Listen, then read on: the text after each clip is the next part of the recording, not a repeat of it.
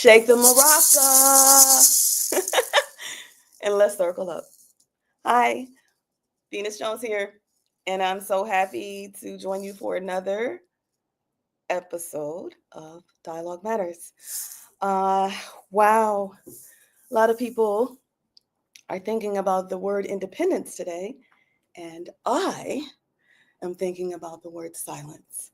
So I'm coming to you live from Chiang Mai, Thailand, and I'm so grateful right now to be living here, actually in a new country, experiencing new holidays. It's something I always wanted to do, is learn about different holidays around the world, different cultures. But it doesn't mean that I don't have America on my heart and in my mind today. And I am so happy for all of my friends, all that I've met all over, no matter where you're tuning in from. I'm so grateful for you. So let me know in the chat where you're tuning in from. I told you where I'm at. And right now, I want to just dive into one of the first questions. If you didn't know, this is your first time joining Dialogue Matters.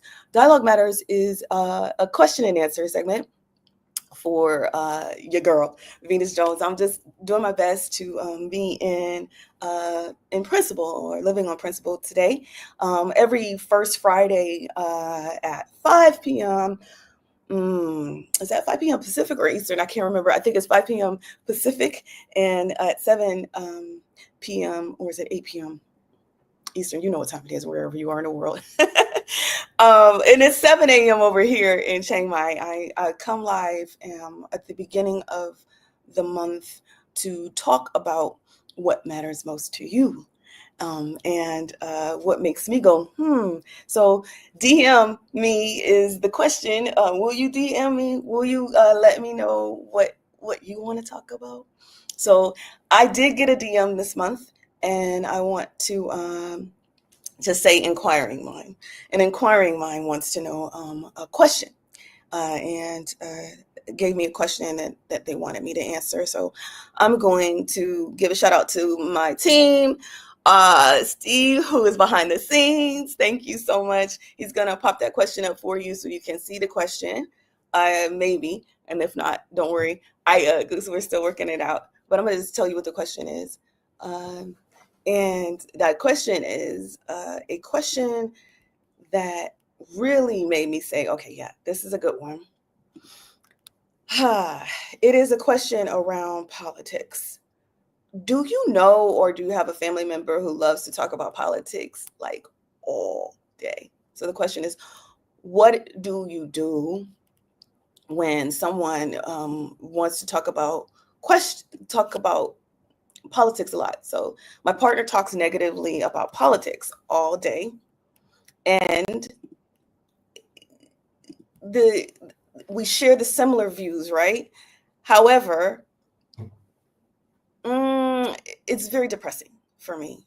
This person said, for me to talk about it all day. I need breaks from the doomsday talk. What can I do? Great question. First of all, great question. As someone who, you're speaking to somebody who's very trauma informed. I live with anxiety and sometimes mild depression, but that does not stop me, as you already know. However, this is why I think this is a great mental health question in general. How do you be there and hold space for someone who maybe your way of coping is silence and you don't want to talk about it, and someone else's way of coping is to talk about it? I think that there's a time and a place for both reactions and responses. And if you are living with someone who wants to talk about what feels like to you doomsday all day long, I can see how it can drive a wedge between you. And even on a personal note, my husband loves to talk about politics, and he likes to talk about say somebody's name who I will not say almost every day, and it's a so-called ruler. And I think for me, our relationship dynamic changed when I just pretty much set a boundary, and I was like, okay, it's okay to talk about this for maybe say 5 or 10 minutes if that's something you can deal with.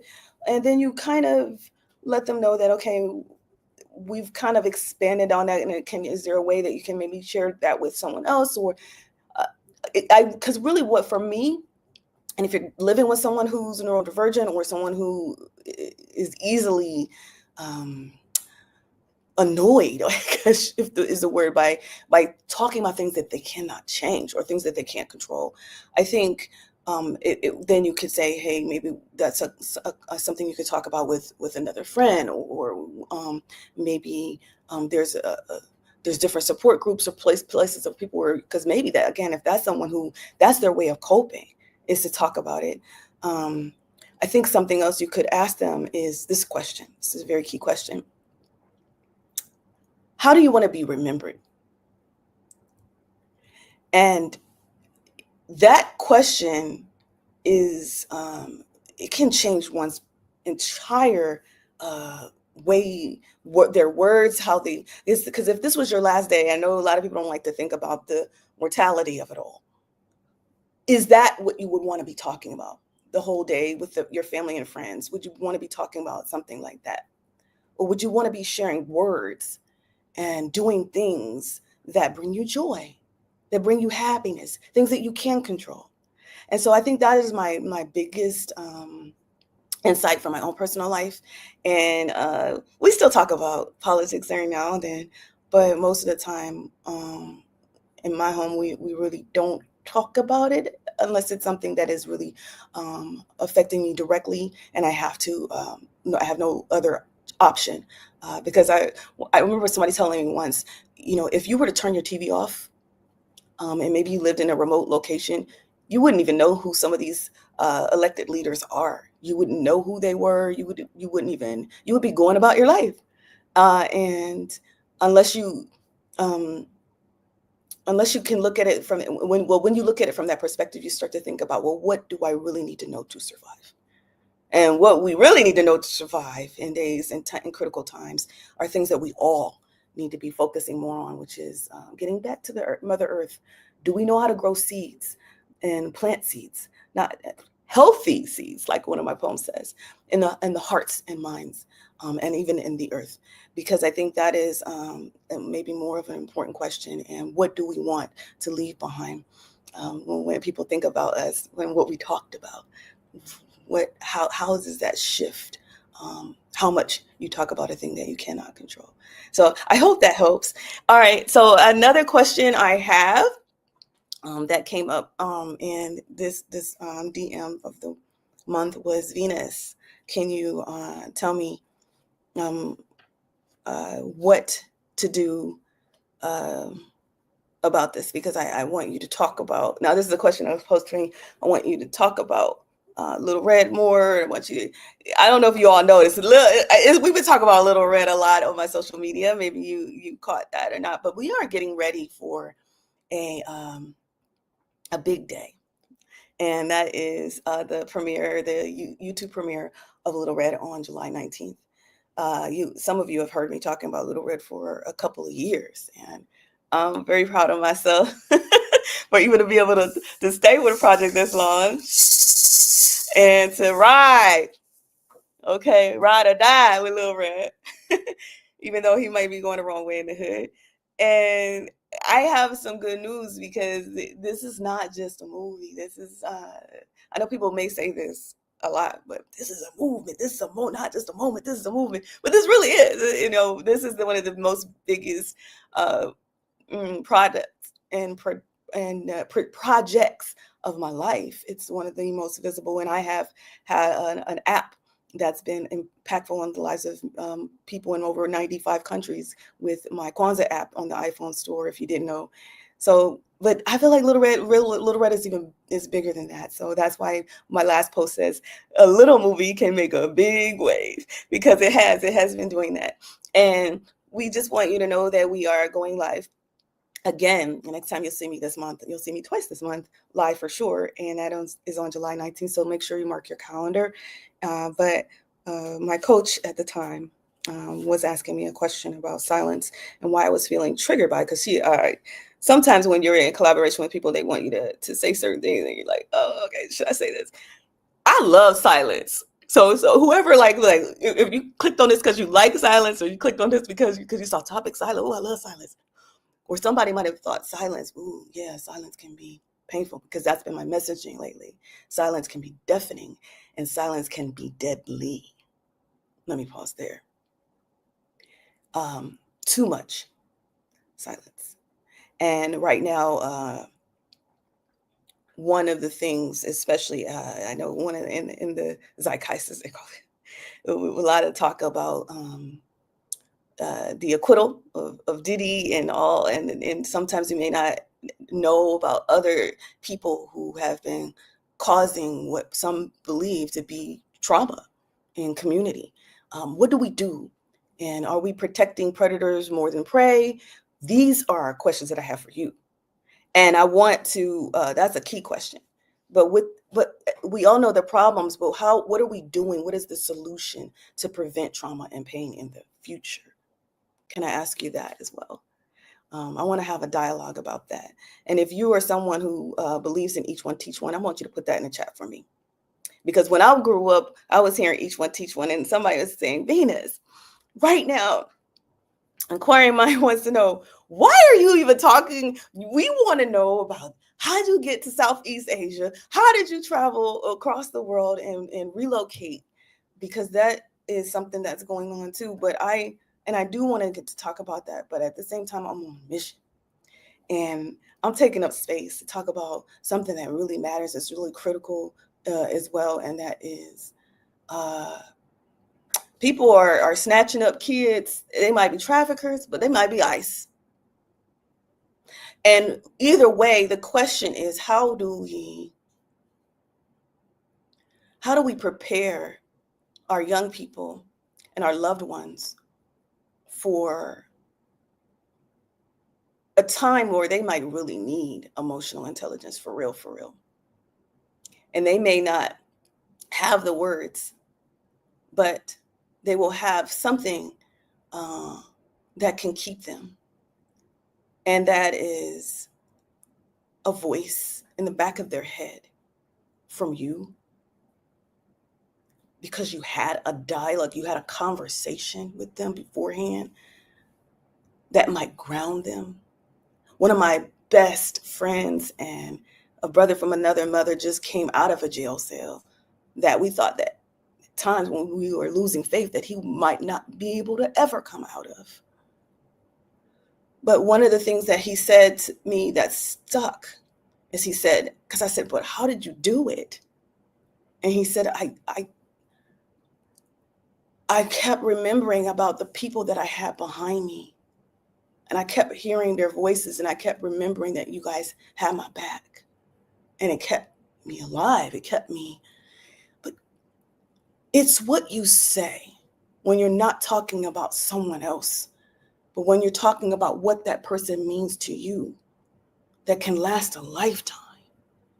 So when I say dialogue matters and I say words matter, this is what I'm talking about. But I want to read to you, as I did last time, a little bit from my journal, so you might get a little bit of that every time. I don't see no each one teach ones in the chat. Is some each one teach ones in the chat? I mean, I'm the only one about each one teach one. I can't be. I'm pulled. No, that's not true. Maybe I'm missing something. Is there can I get an each one teach one in the chat though? Okay. But listen, okay, here we go. Look, I do not discriminate. If it's the truth, I don't care where it came from. Some of y'all be hating on the ancient Greeks. But there is a man that once lived called, I hope I'm saying his name right, Pythot. Where my friend Nick the Greek, where you at? Wait a minute. Pythagoras? Oops. Pythagoras. Thank you, Steve. It's all Greek to me. Well, Pythagoras once said, silence is better than unmeaning words. Okay, Pythagoras. And I agree. Silence is better than unmeaning words.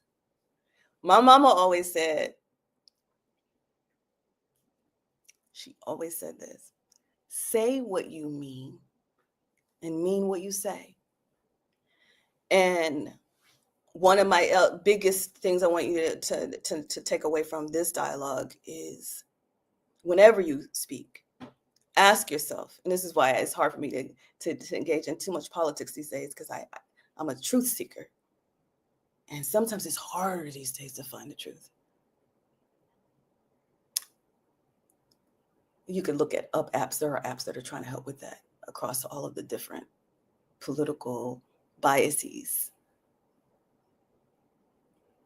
But the question is, when you're saying what you mean and you mean what you say, you can ask yourself this: is it true? It might require some extra research. You don't want to know how many times we've had people send us stuff that they didn't check. And I have to send it back, and I'm trying not to embarrass. And they're like, why didn't people check this? Well, why didn't you check it? Okay. We all have an opportunity to try to search. But that doesn't mean we go silence. But we do ask ourselves, is this true? Is it necessary is the second question. You can ask yourself, and does it need to be said by me? Because it may not be said. Just this week, I went, was that last week? We went to a party, and I'm going to reach from my diary, because sometimes you may not understand what I'm saying, because I got to give you this preface. But we went to this party, and even there they had circles, something similar to what I'm trying to establish on the red circle. So if you go to patreon.com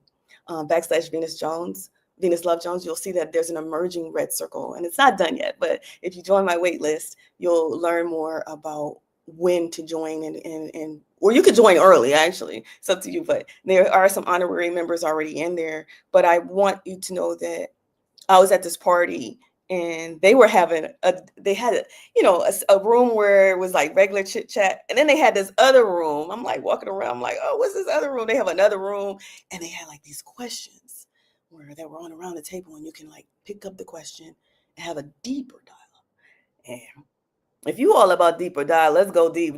As Ralph Smart says, diving deep once again. Okay, so yes, if you're all about deep diving, you put that in chat. Put deep diving. Okay, diving deep. Yeah, if you like to dive deep, yeah, you kind of like me. So of course I'm at the table. I'm coming. So I go and get Steve, and I'm like, Steve, come over to this other room. But believe it or not, a lot of people want to dive deep. So the room, the table was full. But I squeezed my way in. I noticed, my husband did not. But so this is what I wrote in the journal. Last night, I almost quit, because I'd rather choose silence than talk to strangers about dialogue. I love silence. I got triggered when my coach created quotes pointing to silence as the enemy during my social impact campaign, or email marketing one, which could actually turn into impact. I don't like allowing the repetition of words all the time. What happens when you prefer to allow people to be unbothered by words of wisdom? Why is it that those who know the most say the least? We know that silence isn't the enemy, just like money is not the root of all evil. I heard that it's the love of money that is. It's the love of silence that can be dangerous. The need for it more than the need for truth.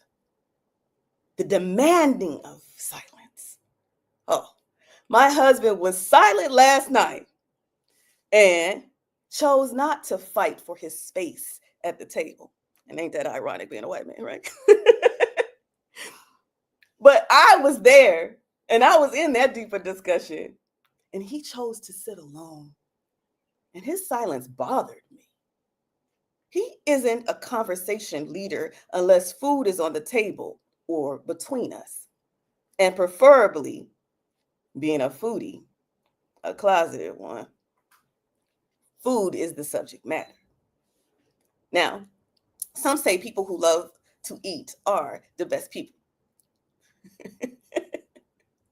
But I grew up hearing we don't live to eat. We eat to live. Shout out to Muhammad. So anyway, Elijah, I heard you. So I hear my husband too, though. So I didn't ask my husband to join our deeper dialogue more than once. I only asked him once, but then I didn't push it. But my email campaign, I noticed, is asking my social followers over 9 times, and that feels excessive to me, to join me, to be there. And I'm grateful for someone trying to push me into repeating myself. Listen, when I tell you this, I tell God I love you and I'm listening a lot. But I've never been big on praying or asking God for too much. I find it offensive when I've been given so much grace already by you and by the God of my understanding. But I watch what the Most High does when I do ask for favor. I approached this deeper discussion table, and just as I'm approaching the table, this little shy person inside of me, I'm sitting there, I'm proud of made my way to the table, and I hear this question. What do you wish you were taught in school?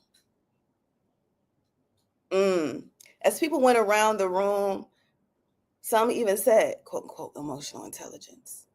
It came up twice. Money management. Counting, someone said and laughed. And I wondered, should I raise my voice? Should I share a word? Does dialogue matter now? Because they were about to change the subject. And one woman paused, and I noticed, because of my communication background, studied interpersonal communication, studied nonverbals, I noticed that she paused before she answered the question. I watched her eyes go to the left, and I wondered what she was really thinking. She's probably thinking, it's probably safer for me to just echo other people's words. I spoke up then about not knowing how to say no without guilt. That's what I wish someone would have taught me in school. How to get back in people's good graces or be okay with them walking out on you when you establish boundaries or go a different way. Well, the person who invited me to the party, him and I got into an even deeper discussion on the side, one of those side chats. And I was asking him about why he got into wanting to see something like this at a party. And he told me that he studied psychology, and we kind of like shared this feeling of how everything changed because of one course or one class. For me, that was cultural anthropology, and it was sociology in my undergrad. And I was thinking, why is it that everybody's not taught these things? But anyway, I want to leave you on this last part here, and I'm not going to read more of this, but I said I was listening to God dropping me into a conversation at such an opportune time, making me look like an opportunist as I started passing around my little red stickers. I said, no, look at God. Here I am passing around my little red stickers because I am here looking for people who are breaking cycles of silence. And not only sharing what makes them comfortable and pretending we didn't go down dark paths multiple times, just like Little Red. Many would rather be silent, like myself, then admit that.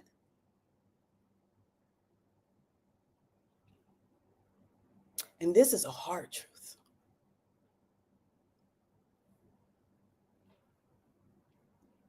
It's a tool for education. It's not just entertainment. This little red is riding the wrong way in the hood. And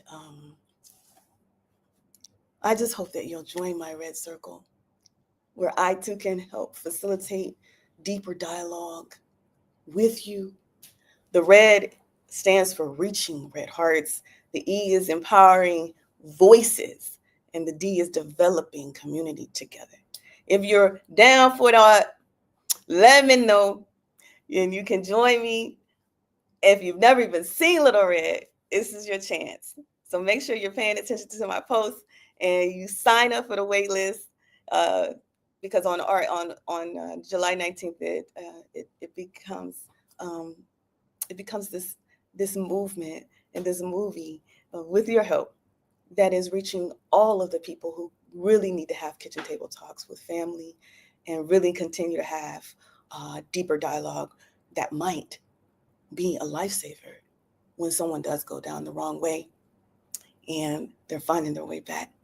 So I hope this has been a great Dialogue Matters for you. Let me know what resonated, because again, I'm not in the monologue here. This is a dialogue, even in the chat. If you're watching this later, I read every comment, and I'm excited about any level of support that you can give me as I continue to do my best to speak up about my own past pain and continue to turn pain into poetry, like I've been doing for over 20 years, and helping you do the same if that is part of your purpose. So right now, I am letting you know again to check the chat for opportunities to join the Red Circle or to get on the waiting list as it's still emerging.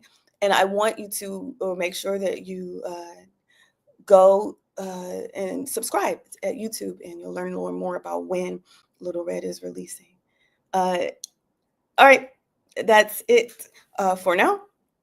So thank you so much for joining me for Dialogue Matters. And next time, if you didn't get your question in, do make sure you DM me, because DM stands for Dialogue Matters, and I will make sure I get one of your questions in maybe for next month.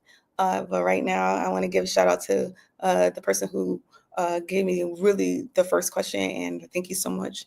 And I am gonna lead with the following. Oh, I see somebody deep diving. Thank you. Okay, so I lead with the following: each one teach one, and let's keep looking up, and let's keep looking out, because when we do, there's a lot less fear and a lot less doubt. Peace.